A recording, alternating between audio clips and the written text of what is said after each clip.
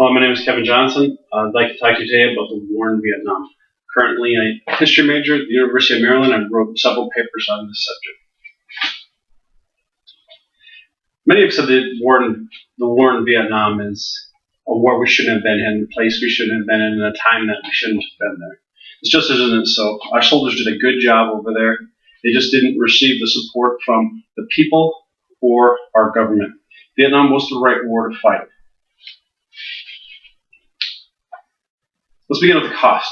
What was the cost of Vietnam? According to the Oxford Companion to American Military History, $167 billion was spent in the war in Vietnam. 58,000 soldiers lost their lives. 2,387 are still missing in action, and 20 million gallons of herbicide or Agent Orange was dumped on the country. What about the veterans? They suffer from health issues, post-traumatic stress, and drug addictions. Now that I know the cost, you might ask yourself, why did we get involved? The war in Vietnam, I think, was best described by the German Historical Institute in Washington, D.C. as a colonial war in a post-colonial era. That is, they were still under colonial rule and we were trying to treat them as a colony when that way of thinking had gone to the wayside. After World War II, the French colonized Vietnam, or what they called French Indochina. They acted as overlords. They were incompetent as rulers, and they exploited locals for centuries, impoverishing the people. This did little to acclimate them or prepare them to rule themselves. Reason for the public approval of the war: we treated it in the Cold War conditions. That is, we wanted to stop the spread of communists. Everybody had a fear of communism spreading, and we used that fear to get the acceptance of the public. Communist China, after the 1950s, looked like the big threat, and we wanted to stop them.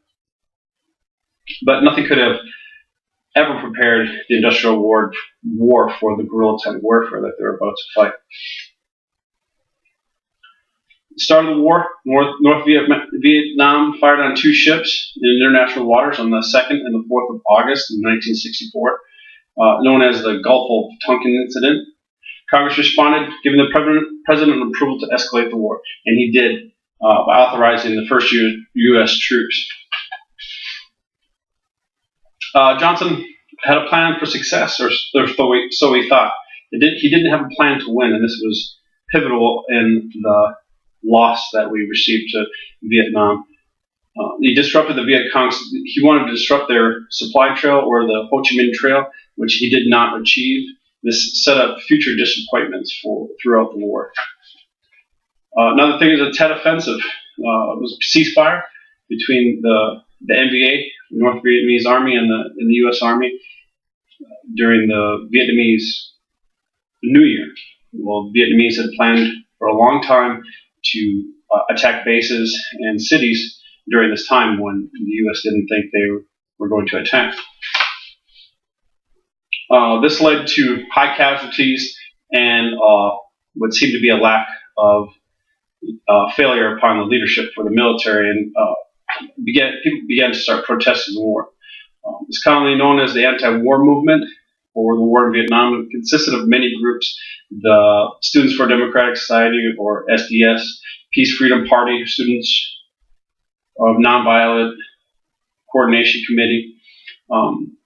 They attracted members from colleges, universities, suburbs, workers' unions, and even government agencies. Originally supported the president. Most of the time, these anti-war parties, they didn't want to oppose the government, they wanted to support the government. But in 1965, they shifted to the opposition of the government and the war.